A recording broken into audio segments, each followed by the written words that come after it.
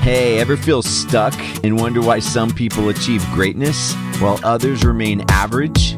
Join me, Mark Jean, and Beyond Average to Great as we uncover the secrets to breaking free from mediocrity and unlock the greatness within you. Through inspiring stories and insights from people who have changed their lives, you'll learn how strong decisions and bold actions can take you to the next level. Let's go. All right, so most people are taught that retirement means working 40 years, saving slowly, hoping that the market cooperates, and then hoping that your job or your company's still around in 40 years. But what if that story is wrong? And what if retirement isn't about age, but it's about a strategy, about income, and about understanding how money actually works? So our guest today is Ryan D. Lee, the author of Retire in 10 Years or Less. And Ryan challenges the traditional financial way of thinking and starts teaching about investing and building real financial freedom, and more importantly, on a shorter timeline.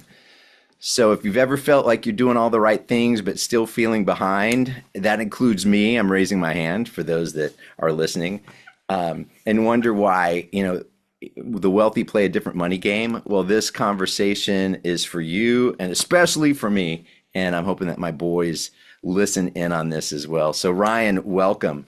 Let's go, Mark. Well, that's a phenomenal introduction, and I appreciate you open up your doors and allow me to come share this message with your community. It's been a journey for myself as well. I think a lot of what I share, I tell people I didn't build this system for you. I built it for me. Mhm. I was stuck with money and I built it for me. And along the way, people ask me, how did you do it? And I just turned around and started sharing it. And so it's a privilege to be with you today. Well, thank you. And to me, that's one of the most important things. When you learn how to do something or you start heading down a path that is creating that freedom for you, the best thing to do is share it with other people. I Yeah. mean, because the impact that you can have in other people, it's not, I mean, what good is it, as a friend of mine says, if you keep all of that to yourself, that's shame on you. It's like, man, if you can bring more people along with you on the ride, the better. So I Mm. appreciate that you took time to write this book and taking time to discuss that with me. You got it, my man. Let's dive into it. What you got on your mind today? So tell me, one, a little bit about your story, how you and then just tell us about how you wrote the book and came up with that idea. Yeah, honestly, Mark, I mean, I probably had an upbringing like a lot of people, right? I grew up in a great family. I grew up in a world where if you want something, you work for it, right? And I've never Yeah, been afraid of hard work. And I'll never forget when I graduated college. I didn't go to college with the intention of going to college. I just knew it was something you do, right? If you want to be a yeah. good, responsible adult, you go to college, you get a degree. And I remember I got my first paycheck after college, and I'll never forget that day. I had to move my new wife and I out of the state of Utah, which I love, and we moved to Arizona. It was my first corporate job was in Tucson, Arizona. I show up out there, start working in a cubicle. My boss's name was Rob, and after 2 weeks, I got my first paycheck. And this is back in the days when you got a paycheck, right? It was an Yeah, envelope, had a little window on it. You could see a little color check in there. yeah. And it was kind of funny, without going into too much backstory, I was a high school dropout. I didn't really take school seriously. And so getting that first corporate job, it felt like kind of a symbolic moment to me. Yeah. And so I saved the paycheck. I put it in my back pocket. And I thought to myself, I'm going to open this check, at the end of the day, I'm going to take it to the bank and I'm going to like celebrate the fact that I'm a responsible adult. Yeah. And I'll never forget, I opened that check and I looked at it, and I had to like flip it over a couple times because I thought there was a mistake right after taxes and deductions and insurance. It was crazy, Mark. I was making less money as a college grad than I was as a hustler paying my way through college. And I'll never forget this, Mark. A little voice in the back of my head, and we all get those little premonitions, Yeah. right? A little premonition in the back of my head popped up and said, "You should just quit now." But I had a wife, I had a son on the way, and I felt this mantle of responsibility. I'm like, that is crazy. I'm just gonna work hard, I'm gonna save hard, and I'm gonna figure this game out. And over the next couple of months and then leading into years, I became more and more disenfranchised with the corporate path. But I took on more responsibility. My son was born. I had a daughter after that, lots of things going on in my life. And, so I decided I'm just going to climb the corporate ladder as fast as I can. I'm going to make as much money as I can, and I'm going to save as much money as I can. I Hmm. went from saving nothing to 5% to 10% to 20, upwards of 30% of my income I was saving, thinking that if I work hard, save hard, I could buy my life back sooner. And Mark, we all know how this game goes, right? Over the next Yeah. couple of years, I started making trade-offs. And life is a series of trade-offs, right? And in hindsight, I can see how those trade-offs worked. But in the moment, I thought, hey, bigger promotion, more money, less time with family. Bigger promotion, more money, more time on the road. Bigger Yeah. promotion, more money, more stress, more weekends. And I found myself trading little pieces of myself, thinking that when I have enough money, I'll buy my life back. And I'll never forget, man, 2008 was my wake up call, right? Yeah. My net worth crested like $100,000 in 2007. I didn't know what that meant, but I felt, man, it's working. I'm on track. I'm gonna Yeah. retire early, right? Yeah. And then in 2008, it dropped like a rock. I went from $100,000 down to 28. And for the first time ever, I started asking questions about the financial model that I was in because, yeah, I lost a bunch of money. But as I look back, I had made some big trade-offs in my life over that last 5 years. Yeah. And I felt like I lost it all. And more importantly, I'm 5 years out of college. I knew I had time to recover, but it was kind of like a window into my future. I was looking at people who were 20, 30 years ahead of me, realizing, man, that's me, right? Their retirements are melting down in front of their face, and they don't know if they're going to retire now. And that's me, except I'm expecting a different outcome. And that's kind of what opened me up to question, like seriously questioning the traditional financial model. Is I realized A, I don't have any control. Without control, how can I predict the outcome? And B, it's not a function of working harder or saving more. Like Yeah. it was a crapshoot. It was a gamble. And I realized, man, I don't want to trade the next 25, 30 years of my life on a gamble that might not work out. Yeah. So what made you question that traditional model of, work hard, save money, and retire in 40 years? Yeah, the first thing that made me question that model was I was measuring my success based on my account balance. I remember when I hit Um, $100,000 net worth, I thought, "Oh, I'm rich, right? This is working." But as all of that money fell apart, I started looking at it a little bit differently, and I thought to myself, "Dude, if I quit tomorrow, and at the very bottom, I hit $28,000. If I quit tomorrow, I'm only capable of surviving, funding my current lifestyle for 3 months. So I mm, traded 5 years and I had a net worth. If I just liquidated it all, I could only fund my current lifestyle after taxes and penalties for liquidating a 401k. yeah. I could only fund my lifestyle for 3 months. And I realized, holy crap, if I trade the next 5 years and only get another 3 months, I'll never be free. Forget retiring early. I'll never Yeah. retire, period. Yeah. So once I started looking at the game of money a little bit differently, that's kind of what opened me up to the idea of saying there's got to be a different way. Like, how can I build a system that pays me income? Because that's really what I'm trying to build Yeah. versus building a system where I'm handing my money off to someone else, hoping that an account balance grows, but not knowing how it converts into income. So was there like a key pivotal point? Well, I know 2008 was that wake up call, but Yeah. was there like a book you read or what really all of a sudden gave you that aha moment of Totally. It's so powerful. And I think he's the gateway drug for a lot of people. It's yeah, Kiyosaki, right? I mean, yeah, when your paradigm determines the way you see the world, it determines the way you experience the world. And the hmm, paradigm I had up to 2008 is work hard, save hard, one day I'll have enough. And I remember as I started questioning my paradigm, I started allowing myself to look at things that would give me a different perspective. And hmm, I had come across that book before.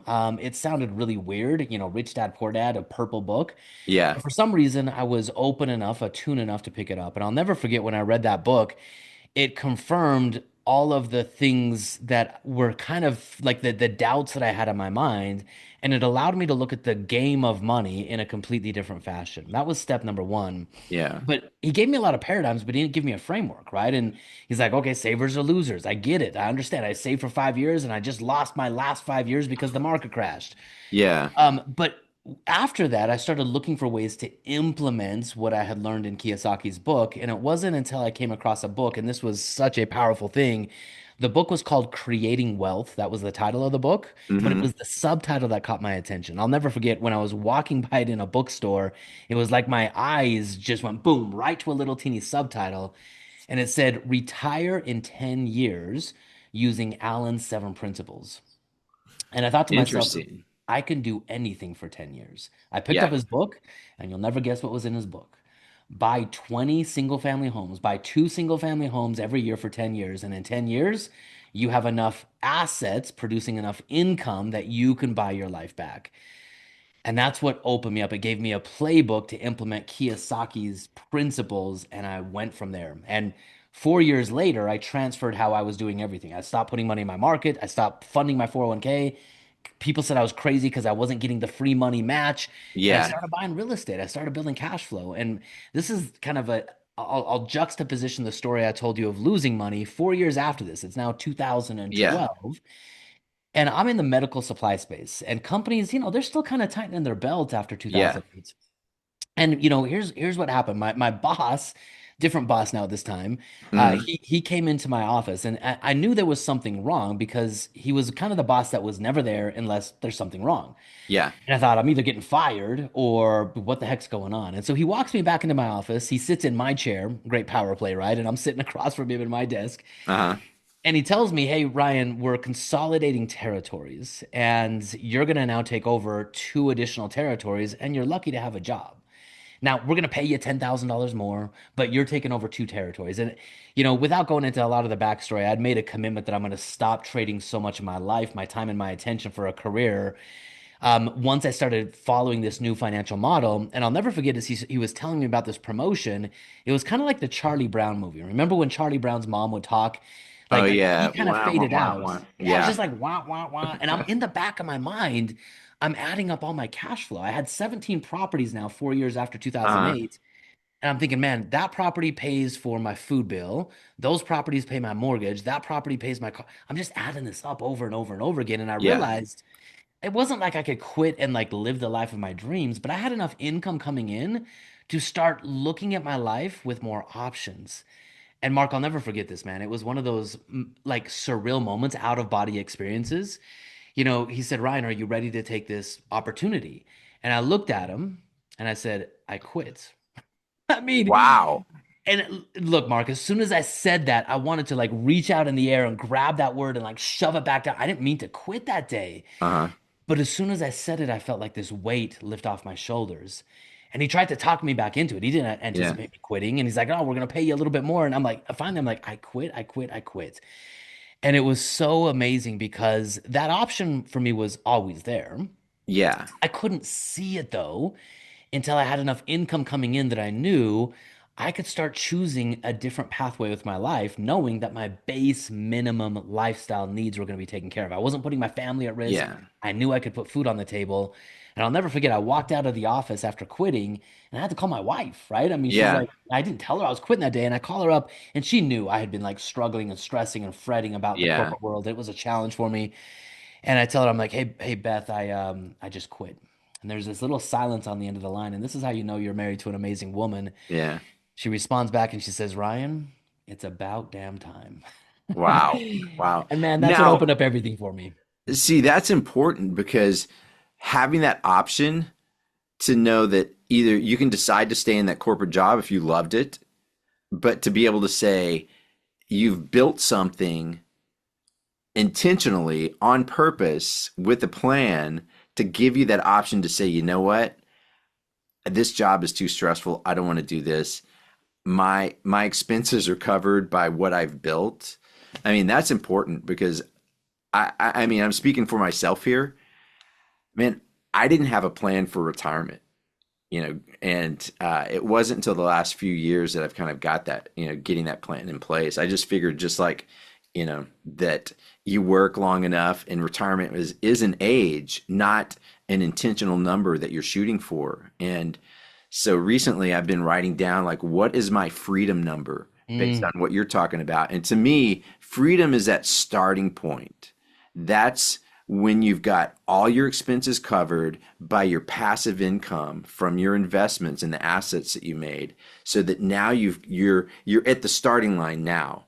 Now everything after that that you start building is all, you can, that income can be spent however you want. But as long as you get that freedom number of having stepping up to the starting blocks, to use a racing term, Yeah, that 100% right, Mark. And here's, if I can give one piece of wisdom to anyone listening to this today, it would be this.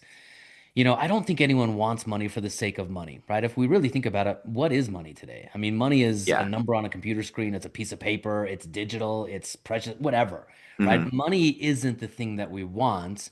We spend so much of our time chasing it, but money is really a function of time, and time is a function of life. So if you've already traded your life for money, that same Hmm. money that you have in your bank account today is the same tool required to buy your time back. And here's the biggest piece of wisdom I'll give you. Money's greatest intrinsic value, in whatever denomination you want to call it, is to give you more control over your time and more options in your life. That has nothing to do with age. It has everything to do with intention and a framework for building control and options.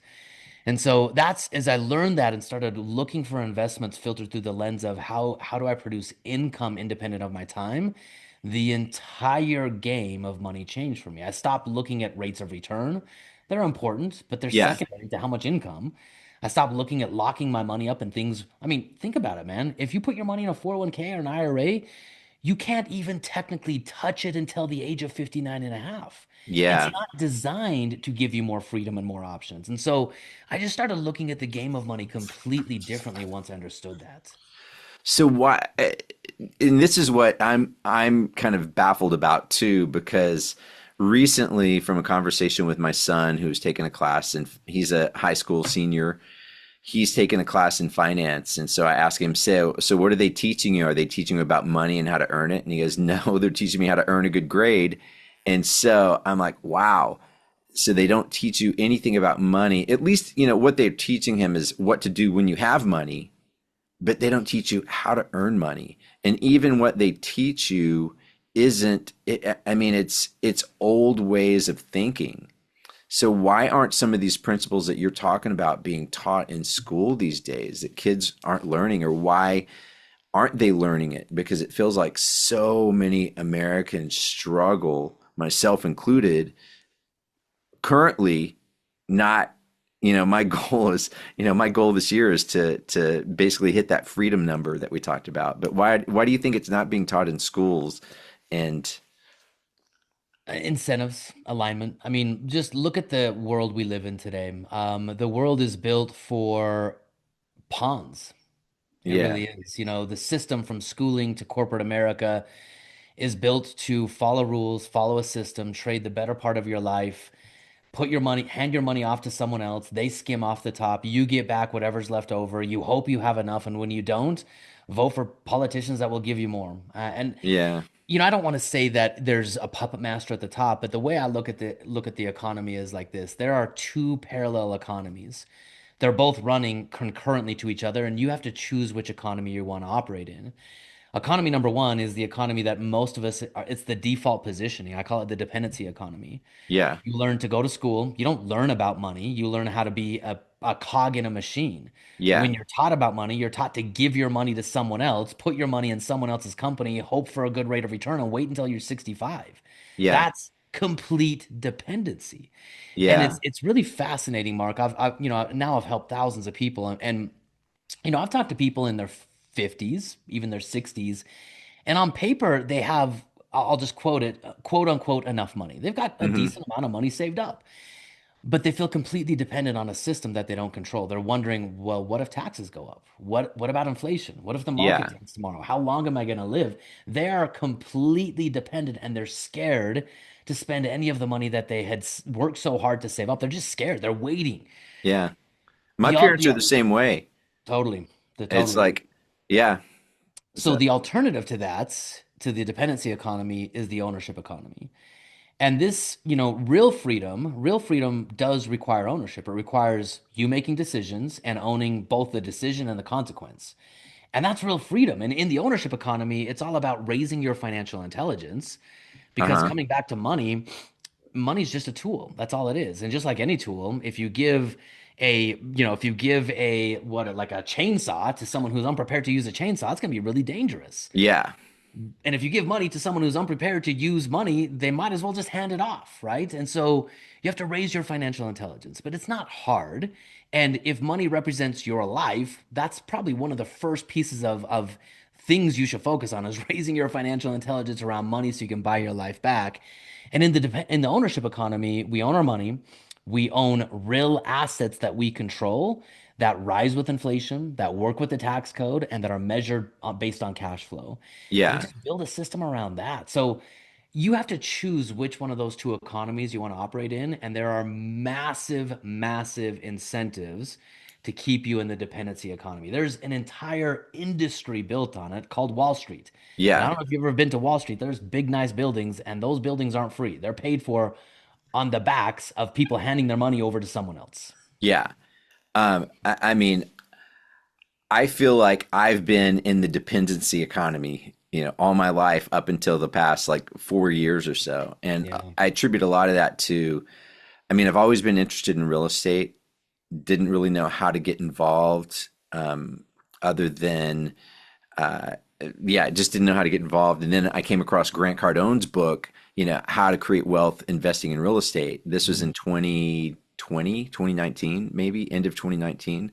And that was kind of an eye opener to me. And one, I kind of got, once you get a book from him, you're in his world per se, Yeah. because I get emails and mailing lists and stuff. And he had a book called Sell or Be Sold, which I read, which was, really helped, me and my business that I have, my home technology company. And one of the things he talks about in there is you can learn skills to create your own economy. Don't be dependent upon what's happening in the world. And part of that is, learning the skill of sales, how to grow your business and build something. And I think part of that can be, if you're using that to buy assets, the income that you have to buy those assets that are income producing assets, that's to me, and it doesn't necessarily have to be single family homes. There's other ways to get involved too that I find that are in, you can get assets. So vending machines, can create cash flow, laundromats, public storage, things like that. There's so many other avenues that I've discovered that allow you to create cash flows. So Mm. Well, you're hitting the nail right on the head. I mean, that's if we, it's such a fun game. Honestly, yeah, when I started playing that game, I realized, okay, cool. I mean, this is how I added it up in my head when my boss uh-huh, was telling me I'm gonna have to go back on the road and cover a big geography again. I'm like, dude, it cost me about $7,000 to fund my basic lifestyle back in the day. It was like yeah, 6,200 bucks, and I'm just adding up in my head. That asset produces this cash flow that covers that expense. That asset produces this cash flow that covers that expense. It's a game. And yeah, it's so fun because if I know my expenses are $10,000 a month and I have an asset base that produces $5,000 a month in cash flow, I'm 50% of the way to my goal. And then yeah, here's the cool part about financial freedom is retirement is kind of like a destination, right? Trade 40 years of your life, hope you have a big enough pile of money at the age of 65, cross your fingers and hope you don't yeah, spend it all before you run out of time. That's the game. But in the game of financial freedom, it's cash flow greater than expenses. I've now been financially free for the better part of 15 years, wow, but I don't live at the same level of expenses I once had when I walked away from the corporate world. And every time I've raised my expenses now, it's been a very thoughtful and intentional engagement to say, okay, cool. We want to live in a bigger house. My kids are getting older. We want to travel more. We want to raise our expenses from 6,000 to 8,000, from 8,000 to 14,000. And yeah, we sit down and we realize, okay, we got to go buy these assets that produce this cash flow to allow us to then live into that lifestyle. We have never gone backwards over that period of time, and we've always increased our expenses after we had already increased our cash flow. yeah. See, that's a different kind of game. I mean, to me, that's that. I don't know. I get kind of excited about that, thinking of, okay, if this is what we want for our lifestyle, how many more properties do we have to buy, or what do we have to buy that's going to fund that lifestyle? Yeah. Um, And you want to know something cool about the game, Mark? uh, It's so fun. Like the system funds the system, right? I mean, yeah, if it's generating, like I still work today because I love doing what I'm doing. So I still make money. And so a lot of my system, if I'm not ready to take the cash flow, I just roll the cash flow back in and then the assets buy the next assets. yeah, And so it starts to turn into a snowballing system to where you're not always the one trading your time for money, putting money into the system. Pretty soon the system can outpace whatever you can put into it. And yeah. that's when you're playing an infinite game at that point. It's so fun. So, how do people get involved in this game? So, let's say the game of real estate, whether it's single family homes or, whatever it may be. How do you get involved in that game? Especially, what if you don't have the savings or money set aside to invest or to purchase your first property? What are ways people can get involved in that game, or what strategies would you recommend to get to the point where you're ready to jump in the game? Yeah, man. Two things. In fact, I'm going to give you three things on that. I was just talking to my team about this morning. My gateway into this game was someone who had built a framework to say I could see myself doing that framework. I've dedicated the last 14 years of my life empowering people on the same framework I've used. And I did write that book. And so, whether you're going to Yeah. read Rich Dad Poor Dad, if you want to go back and read the original book I read, Creating Wealth, I partnered with that original author on Hmm. writing my book. And we rewrote because the framework of retire in 10 years, I'm like, dude, I can do anything for 10 years. Give it to me. Yeah. And so, the book that I wrote, it is that framework. And so, step number one, if money is a tool, you've got to raise your financial intelligence. So, Okay. get a mentor, get a coach, get a book, get something that allows you to see a system. Because here is the challenge with the sound bites that we've given on this podcast. You're going to think a product is a solution. You're going to think a piece of real estate, a Yeah. laundromat.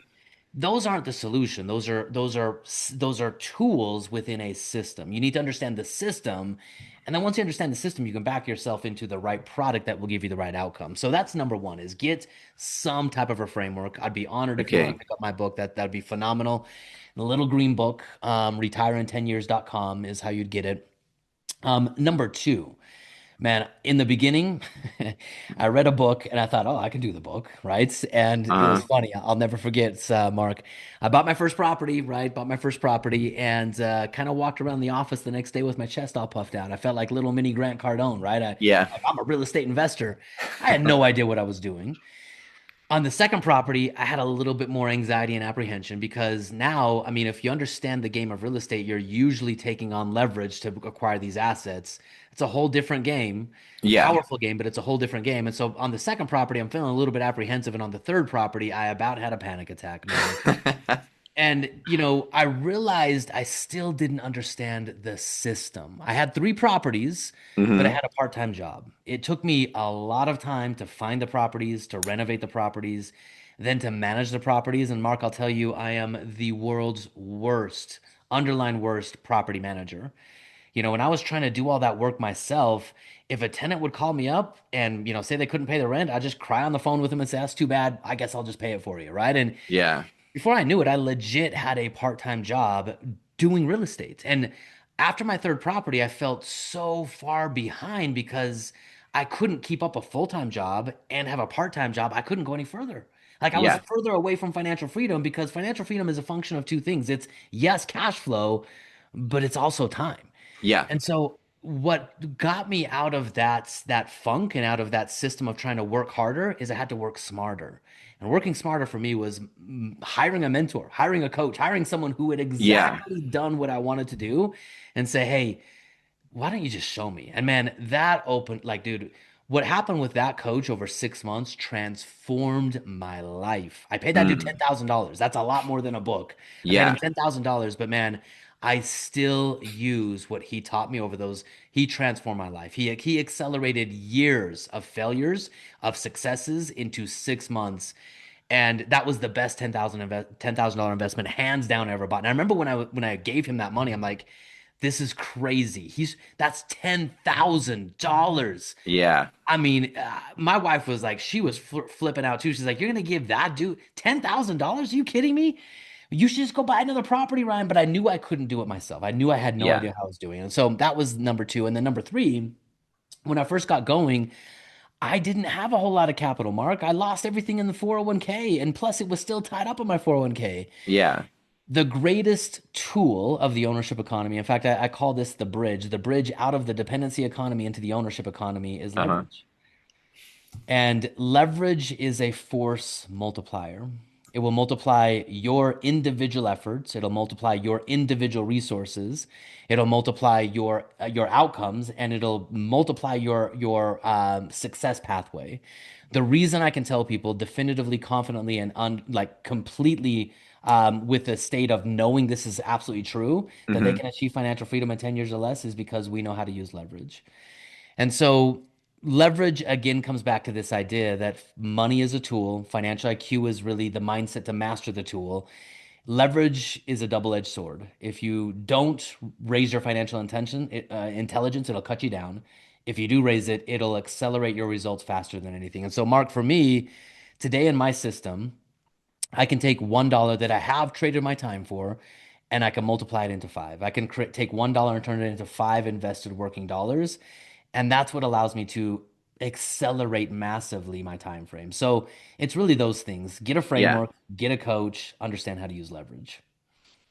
Wow.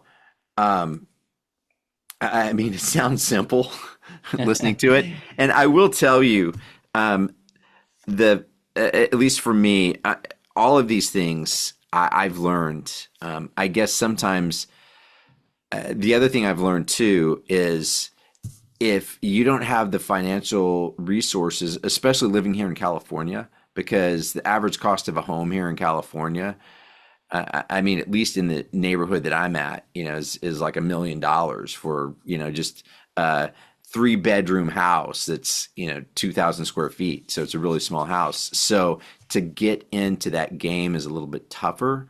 But what I've found is finding partners, finding other people that you want to work with that want the same thing.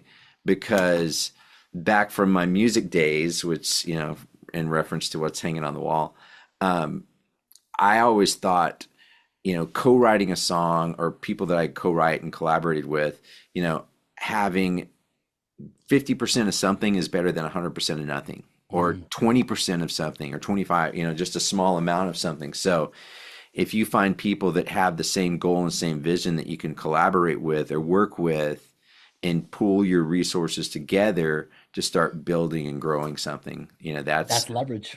that's That's part of the leverage. leverage. Yeah. I got you. Yeah, that's it. And that's how I started. My very first partner in the game of real estate was my brother. I didn't have money. My brother did. I had the hustle, I had the grind, I had the Okay. ambition. He had the capital. And here's the thing I want you to consider, Mark. There is no that's one of my favorite things about real estate. There's nothing stopping anyone other Yeah. than the determination and the drive to push past the immediate barrier, because you'll always run into a barrier of your own resources. Yeah. The only way you're going to get beyond that is leverage, period. And I'll give you another form of leverage for you to consider in California and any of your listeners to consider in California as well. And this is a joke, but I'll also give you the framework behind it. We have a ton of clients in California, and I always tell them, hey man, we got a two-step framework. Like our process to help financial people get financial free, many steps, right? But if you're California, it's two, right? Step number one, Yeah. move. Step two, financial freedom. Yeah. That's a joke. That's a joke. Yeah. But Well, here's the I reality. agree. Move for sure. Here's the reality. I believe in a concept of live where you want to live, invest where the numbers make sense. And there are Mm, pockets in the economy right now where the numbers absolutely don't make sense. yeah. If you're going to get involved in real estate in California, the financial intelligence that you need is going to be on a whole different level just because of the price point of the real estate. I mean, a simple single family home, $1 million, that's legit. That's a big number. We're Hmm. buying properties in the Midwest, phenomenal properties. We have great systems, great teams, great support, great everything. But our properties are 150,000 to 200. They're Wow. phenomenal B plus, sometimes A minus type properties, great neighborhoods, blue collar areas, newly built sometimes or renovated. But man, in the beginning, I tried to buy properties in my own backyard, and there's an advantage to doing that. I'm not saying don't buy in your own backyard, but if that's a constraint based on your geographical area, Don't let that be the constraint that stops you from financial freedom. There are so Yeah. many ways to do real estate. Again, just going back to the concept of leverage. So if you are buying single family homes, because you did mention the pain point of managing the properties. Yeah. So at what point with a single family home, it may not make sense to hire a property manager unless the cash flow can support it. But at what point did you hire someone? Did you realize, you know what? I want to On hire property number four. And property man, if number you're starting four. today, I'd hire a property manager right now. Build that cost into your acquisition model. That way you narrow the criteria of what you're actually looking for. Because if you're trying to do the work yourself, you're not going to get far. But if Yeah. you build like the whole goal of buying real estate, you have to have a decision-making process. And we've got a whole platform that helps people make the right decisions in real estate. But it comes down to what are the real costs of owning the property? What are the estimated costs that I know are inevitable over a long enough period of time, vacancy and make ready? And how do I do this passively? So we build the cost of property management in right up front. And that narrows our funnel down to say we're only looking for this type of property that meets this criteria that can generate enough cash flow that will allow us to be profitable after all of the real expenses associated with owning real estate. So then you have your net operating income after all of Bingo. that. Bingo. Um, that makes sense because if you build in the property management, it does allow you to focus on what criteria is going to meet those expenses to allow you to have, cash flow from that, the net operating income after expenses. Well, I'll tell you, this will probably blow your mind. And I mean, this is a deeper framework. We don't have to go into it on the podcast, but in the book, the Retire in 10 Years or Less book, I show people the model that we use. And it's really a combination of two assets put together inside of a system. And I can show anyone, how they can generate six figures of tax-free income for the rest of their life with as little as 10 to 15 single-family homes at a purchase price of 150 to $200,000. Wow. So I want to sign up for that class. Let's go. That's our entire model. You don't need, and this is I got a little bit dissuaded. I don't know if that's the right word, but I remember when I got into the game of real estate, most people in real estate, including Grant Cardone, was teaching you how to have a job in real estate. And Yeah. if you don't want a job in real estate, then they're teaching you how to give your money to Grant and he's going to go buy the real estate for you. Again, I don't control the asset.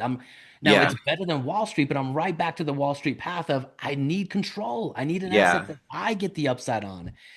And And that's so that's true because, I've invested with Grant in two properties, which is nice because it is passive as a limited partner. You just get the cash flow. However, the cash flow I get from those properties is not going to fund my lifestyle right. because unless you have a large enough bank of cash that you're sitting on that you can put in there, you're only getting like between 5 and 6.5%, that's paid out with kind of an internal rate of return of maybe 15 to 18% over the life of that investment.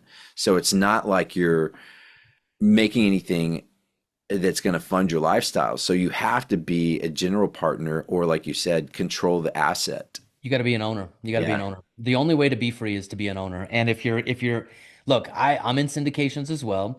Syndications are the next level of investing, but you have to own a base of assets, period. Yeah. And the reason I can tell you how to get 14 or six figures of tax-free income for life from a small base of assets, 14, 15 on average is kind of the number that our people hit this number with, is I want you to consider this. What is like if you think about real estate, okay, there are actually four profit centers in real estate. There is appreciation, the house goes Uh-huh. up in cost. There is cash flow, net positive income after expenses. There are tax advantages. I get to write off, all of my income. And then there's amortization, which is a function of appreciation and leverage, right? I take a mortgage out, my tenant pays off the mortgage, and Yep. between appreciation and amortization, there's equity. So if we add up those profit centers, if you just had to throw a dart against a board, which do you think is the biggest profit center in real estate? Like what's the biggest return from an ROI standpoint in real estate? To me, I would think the tax advantage, That's uh, a great one. That's a great one. That's generally, I mean, that's a phenomenal one. but But appreciation too. you just got to 80% or more in our world, we've done 5,000 single family homes. Our number is 88%. 88% Wow. of a person's profit is in equity, which is a function of appreciation and amortization. Yeah. But here's the challenge. When I'm in a LP partnership, a limited partnership, I don't control that equity. That's grants. Maybe I get to a write-off on it, but I don't get to use it as income. When I Yeah. own that asset, the biggest profit center in owning real estate is actually how we generate income in the game of real estate. And I want you to consider this. In fact, go look this up. It's so crazy. Like the wealthiest of the wealthiest of the wealthiest. Uh-huh. Here's how they do it. In fact, I should send you this clip. Jeff Bezos was being um, lambasted, if you will, by Senator Elizabeth Warren Oh last year yeah. when he funded his whatever $50 million wedding. Yeah. And Elizabeth Warren went online, went live, and said, it's not fair that Jeff Bezos can do this. He pays very little in income tax. The reason he pays very little in income tax is he has all this Amazon stock. How does he generate income? He doesn't sell his stock because if he does that, it triggers taxes. He borrows against it and he uses the leverage to generate tax free income. Something has to be done about this. It's not fair that Jeff Bezos can do that. That's what she was saying. Yeah. That's the secret right there. That's the secret. Now, I don't have to be Jeff Bezos. If I have a little block of assets that has hundreds of thousands of dollars in equity in it, and that's what this book describes is how to build, we call it the equity mill, how to build a system Yeah. that allows you to harness the biggest profit center in real estate for tax-free income. So that's, I mean, to me, I've learned that just owning this house that I'm in, and we bought it in 2001, before the market went crazy at that time. And because of that, we refinanced it, pulled money out, and I invested that money in stocks, which, oh my gosh, now I've learned I was gambling. However, because the only upside to that was I'm a big Apple fan, so I invested in Apple stock, and that helped me through the 2008 crisis as far as having that money that I pulled out tax free. I took out 50 grand, didn't need to pay any tax on it. Having that money set aside to where when things were slow for us during that time, I was able to sell stock or pull money out to cover our expenses. So knowing that was kind of a big eye opener to me to see how I could leverage something and pull out 50 grand tax free and not have to do that. So I can see if you've got other people paying your mortgage, meaning you're buying those single family homes or whatever, or even if it's a fourplex or 8 unit or 10 unit, 12 unit, whatever, and other people are paying down that mortgage or that loan, and you can refinance after time, dude, tax free, that's huge. It's the game. It is the entire game. And the wealthy, this is why I say it. I mean, the wealthy understand it. And I believe most of the wealthy, whether they know it or not, they have positioned their money where they make money automatically. Here's probably the last thing we can give your audience to consider. Yeah. There are four wealth forces, okay? And these wealth forces are omnipresent. They're present for me, they're present for you, they're present for Donald Trump, for Jeff Bezos, for the person next door. They're Yeah. omnipresent for all of us. And the question you have to ask yourself is depending on where you put your money out of the unlimited options that you have, these forces are either making it harder for you to become financially free, they're working against you, they're kind of Yeah. like a headwind, or depending on where you position your money, they're making it easier for you to become financially free, to get wealthier. They're like a tailwind, they're just Yeah. propelling you forward. Yeah. Here's the four wealth forces, and just go through like the mental checklist, right? Wherever you put Okay. your money. Number one is inflation. Inflation is a function of our government printing more and more money. The more money they print, Okay. the less valuable our dollars are. And what does inflation do? It drives up the price of assets. Mm. So if I own an asset like a single family home, I mean, you can see it in California. If you bought in 1950 compared to today, it's the same home, but it's 10 times more expensive, 100 times more expensive today. It's because of inflation. So inflation is either making you wealthy automatically, or if I have to put my money in a place where inflation is making it harder for me, let's say the stock market, right? I mean, the stock market, maybe I'm getting a 5, 6, 7% return, but it just has to sit there. It's parked there. I can't Yeah. touch it. So it's eroding the value of my money. Next one are taxes. Taxes are a wealth destroyer or a wealth accelerator. If we go back to the stock market, I either have to pay taxes on my gains or as I go, or I have to defer my taxes to the future and pay taxes on everything. So taxes, it doesn't matter what the market's doing, taxes are now making it harder for me to go forward. On real estate, everything under the sun is deductible in the game of real estate, so taxes Yeah. are making it easier for me to generate wealth versus harder. The next one is interest rates. Okay. And interest rates, this is an interesting one.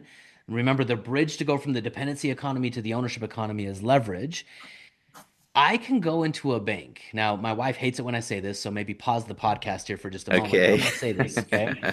I could go into a bank with a gun or a single family home. And either way, I'm going to get money. One of them, I'm going to go to jail after I get the money, the gun. Yeah. With a single family home, the bank will give me all the money I want. So, an interest rates can actually make me wealthy. I can go into a bank and say, look, I'm going to get a 6% interest rate or seven or whatever it is today. I'm Yeah. going to fix that thing for 30 years. Now, think about what's happening. I'm going to be paying the bank back with deflated dollars. I mean, imagine the value of the dollar I'm paying them back the mortgage on 30 years from now. It's worth nothing. But I get Yeah. all of that money today at a fixed cost, and I get to go buy an asset that's rising with inflation. So I'm paying the bank back with devalued dollars, but I'm owning an asset that rises because of inflation. So interest rates are now working for me instead of against me, Hmm. and opportunity cost. Opportunity cost is the greatest wealth creator or wealth destroyer. And everything in life has an opportunity cost to it.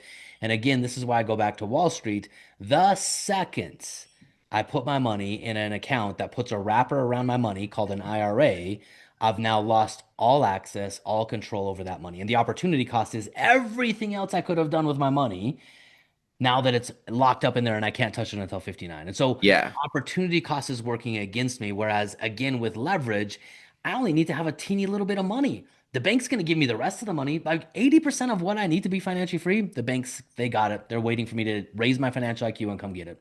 Yeah. Yeah. I mean, that's powerful right there. I mean, understanding those four principles and, knowing which side of those you're on, because I think that's important too, because I realize I'm on the wrong side of a lot of these. I need to flip that. Yeah. But dude, what a great call. I mean, it's encouraging to me, kind of open my eyes up to other things around creating financial freedom. And especially, I think it's easier to get started than most people realize. Mm, I think that's what holds people back from changing is not understanding and having that education. I think your book is key to that, to helping people understand. So I'll make sure to put a link in the podcast for that. But my man. man, I'm so appreciative of your time. I've enjoyed the conversations we've had, and I've enjoyed being on the Zoom calls that we've been on with Ken Jocelyn. And so, thanks for showing up, for sharing, and for just having a heart for people to be able to teach us how we can create freedom in our life. Well, Mark, I gotta reciprocate that right back to you. It's such a privilege and honor for me to step into people's lives, bring this teeny little sliver of talent that I've developed over the years and try to improve someone's life. And here's the thing I love about the economy when it's functioning perfectly. I believe, like I said earlier, money's greatest intrinsic value is to give you more freedom and more control over your time, more options in your life. And I Hmm. truly believe that when people have more options, the greatest source of return that they can find is when they tap into their God-given talents Hmm. and they use those in the service of other people. That's what creates fulfillment. And my hope is as more and more people master money, they lean more and more into the talents that they have, whether they're using them today or not. Go unbury those talents, unearth them, use Hmm. them, serve the world, create value for humanity and make the world a better place. Yeah. That's why we've all been given talents. And so my goal is just to wake people up to use money as a tool, unlock their life, and it makes my life better. When people are living a purpose-driven life, I tell you, my life is better because of that. Amen. Well, how can we get in touch with you? So if people want to get in touch with you or buy the book, how can they find that? Yeah, three places. So if you want to buy the book, we don't make any money on the book. The book is to raise financial intelligence. There are lots of opportunities if you want to come into your world and model out a game plan of how we would do it and help you do it. It's all in the book, but it's in retirein10years.com. Retire in 10, the number. And man, I tell you what, if you read that book, be prepared for like a Matrix style moment. You'll see the worlds of Mm. money. It's two pills, and you get to choose which world you want to live in.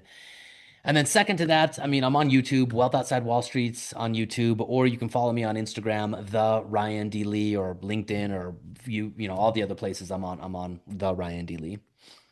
Well, great. I'll make sure to put those in the notes of the podcast. Man, thank Appreciate you you. again. Have a great rest of your evening and look forward to talking again soon. Thank you, Mark. Hey, thank you for joining us today on Beyond Average to Great. If you enjoyed this episode, the best way to show your appreciation is by subscribing to our show and sharing it on your social media channels. Don't forget to tag me when you do. We'll see you on the next episode. Until then, remember, be great.